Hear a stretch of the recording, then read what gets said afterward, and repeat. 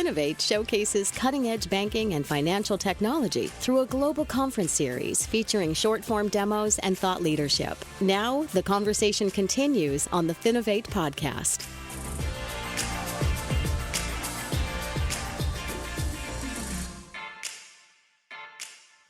Hey, and welcome to another episode of the Finovate podcast. Joining me today, we have Davies, the founder and CEO of AgUnity. It's one of those types of fintech plays we all love to hear about because it's something that makes you feel really good. There's also a really strong business sense behind what they're doing.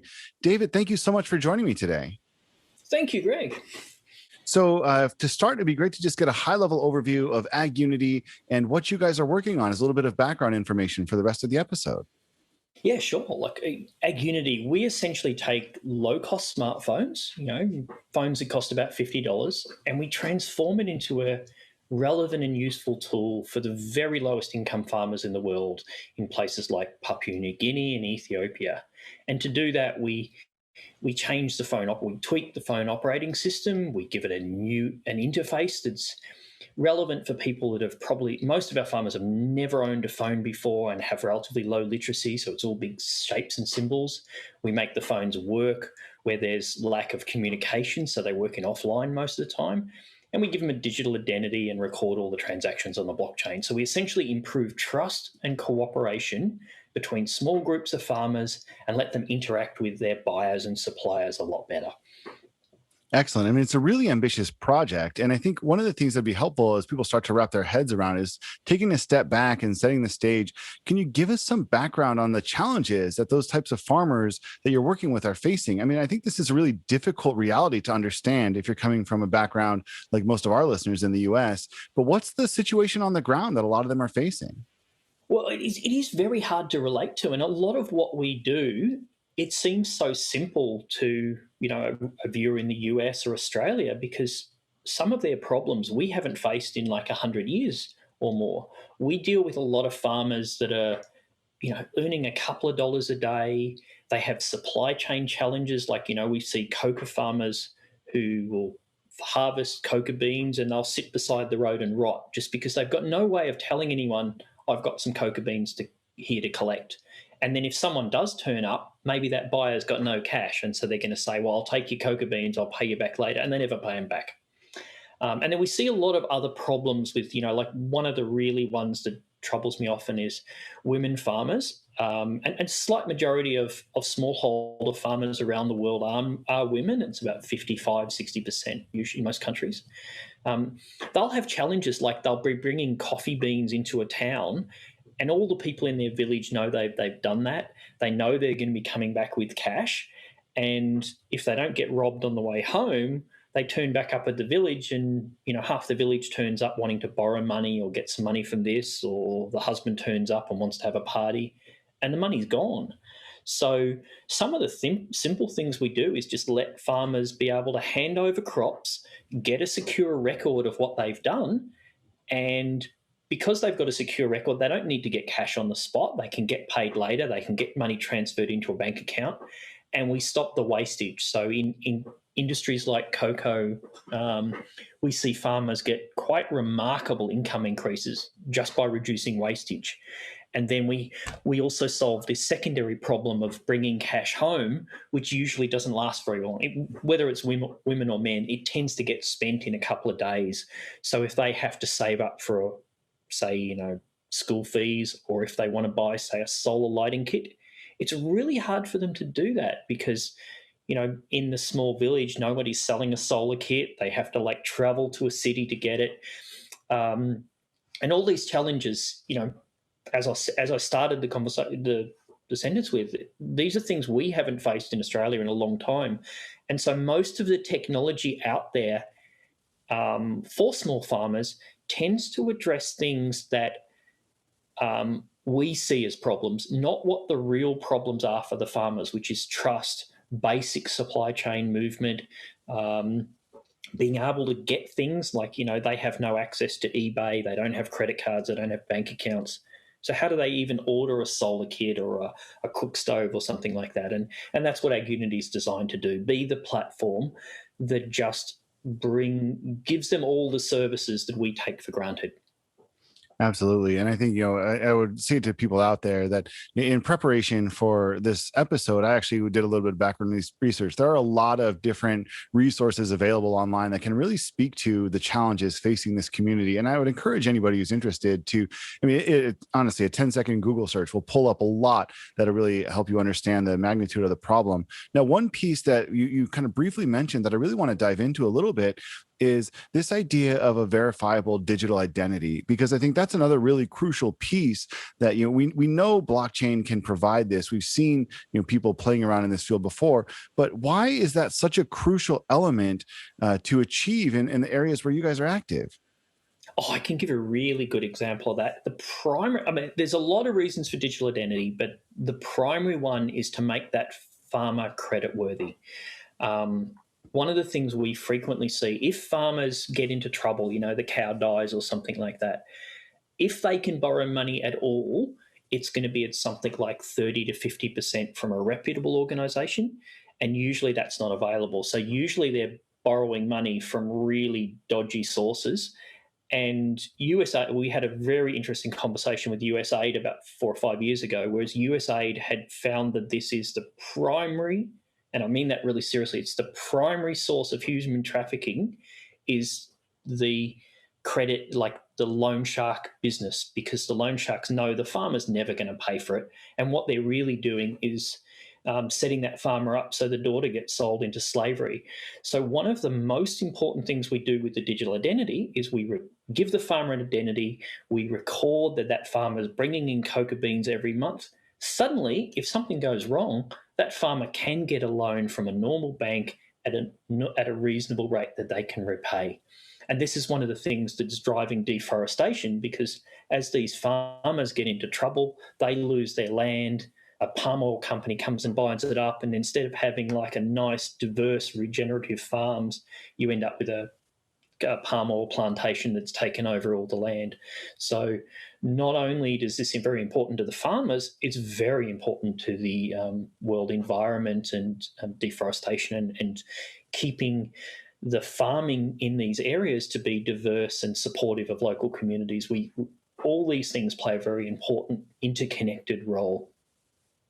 Yeah, no, it's true. I mean, it's such a massive element and something that I think a lot of us take for granted. And one of the really crucial pieces that I just want to highlight, you're talking again about a group of people who in some cases are illiterate, but still able to have a digital identity that can work for them and go out and do this for them, which I think is massive. So, this is a real game changer for a lot of people, and not just those individuals, as you point out. This is something which can really elevate the human condition across the globe. And of course, the way the environment works, all these pieces are all tied into this, which is why it's so ambitious. And I think, there's probably a question that's on the tip of a lot of people's minds right now, which is, how can I help? I think I certainly know a lot of people in the fintech space who love hearing about these types of situations, these types of technologies, and then end up not necessarily knowing what they can do about it on a personal level. So what can they do about it? What types of things are you looking for at the moment for people who are interested in engaging?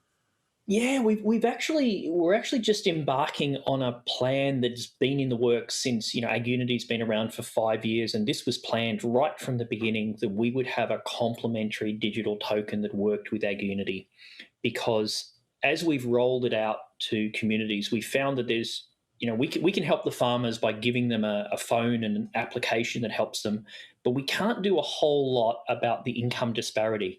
And using a good example of that, when you buy a cup of coffee in US or Australia and you're paying $3 for that cup of coffee, the farmer that grew your coffee is getting the smallest share of the whole supply chain. They're getting about 7 cents of that cup of coffee. Now, 30 years ago, they used to get about 5 times as much as that ratio of the farm. And the supply chain has, over time, squashed the farmer's share. And you've got organizations like Fairtrade and a number of the other companies trying to level that up. And one of the best ways we can do is create like a reward system where instead of like coffee buyers keeping the rewards for themselves, they get to reward the farmer that grew their coffee. So we're releasing that token system on the 1st of July with our first group of 200 farmers in Ethiopia. And then we're rolling it out in Papua New Guinea and Indonesia in months after that. And by buying those tokens and rewarding farmers, And you can do lots of things. You can reward the farmer that grew your coffee. You can help them build up a drying facility, or there's lots of other programs we have on, and we're looking to extend this so that it becomes a means of transfer for a lot of charities. Because one of the problems that a lot of the NGOs we work with have is that when they send money into developed markets, they're not really sure it's already used in the right way. And we can, by means of this token, guarantee that it goes to pay the school fees, or it goes to support the hospital, or whatever we specifically want it to do. We can trace it. So it's a perfect scenario for a digital token. And we can really only do that because we've already got the AgUnity farm phones into the hands of thousands of farmers. And we have the whole ecosystem where we can, by sending that token, we can immediately give the farmer a way of using that token in their community. And then hopefully that token starts to become like a local form of barter economy. No, one of the things I just want to highlight, I'm hearing you talk about a $3 cup of coffee. I'm here in Seattle, and I'm thinking it's, normally $4 or $5, and I'm positive that that does not mean that that farmer who actually grew it is getting more than 7 cents. I am absolutely positive that there's absolutely no pass through there. But I think it's something that's really interesting to think about. This way that you can transfer this directly to the person who really is at the heart of the problem. And I mean, I don't mean that like the person is the problem, obviously, but this is the person you're trying to get the money into their hands. So one thing I also have to do here is satisfy kind of the tech requirement. Let's talk just a little bit about the blockchain technology that you're using to underpin this. Can you just talk a little bit about what you're actually using there? Yeah, sure. I mean, we use multi-chain at the moment, and we went through a raft of them. I mean, AgUnity actually started at a hackathon of all things. We had previously been building a blockchain technology ourselves for use in the financial market data industry, and that technology called Zenect was essentially something like a hybrid of BitTorrent and blockchain, if you can imagine something in that space. And we'd spent a number of years working on it, and then we happened to go to a fintech conference, and John, one of the founders, ended a hackathon on a whim. And because the prize was by Singularity University, we tried to come up with the biggest, most world-changing idea we could. And that was AgUnity. We started this in order to win a prize, but then Costa Peric from Gates Foundation and another lady from UNICEF were there, and they were just loved our idea and strongly encouraged that it filled a gap that they'd seen time and time again, and that's what got us started. And so we use blockchain in the most simple way. It's a transaction log. That's all it is. Because the problem we're trying to solve is to give the farmers trust. And when a farmer hands over their cocoa beans or coffee to a buyer, we record that transaction and we log that on it's included in a cloud system, but it's also logged on a blockchain. And that means that the farmer never has to worry that they're going to come back later and say, oh, it was really only 2 bags of coffee, not 3. We've got a recorded transaction, which means they can trust that when they get paid for it, they've got a record to know what they get paid for it. And ironically, you have lots of trust issues in these communities, but as soon as you have good record keeping, we've been amazed at how well the farmers can self-police. They don't escalate these things. They just get a group of them together and they say, as long as there's a clear record, they can very peacefully sort out what had been disputes. And that was actually the point that Costa from Gates Foundation pointed out to us, that they frequently see projects that break down just because of this lack of trust and record keeping. That's why they thought it was such a great idea that we'd come up with at the hackathon. Yeah, and I mean, certainly this is as an event organizer myself, this is what you dream about when you organize a hackathon, that somebody's going to put together something like this that could actually make this kind of impact in the world. So let's end the episode here by daydreaming just a little bit and thinking about what the future could look like if AgUnity is successful in terms of the ambitions that you guys have, the scope that you're looking at, and really getting this tool in the hands of everybody who's on your radar. What does that future look like, 5 years from now, if things go as wildly successful as I'm sure you hope they go? Yeah, look, I mean, in the last 5 years, AgUnity's laid the groundwork by, deploying the phones into 9 countries now. We've got thousands of phones in the field, thousands of farmers in the network, lots of them in coffee and cocoa, which is important.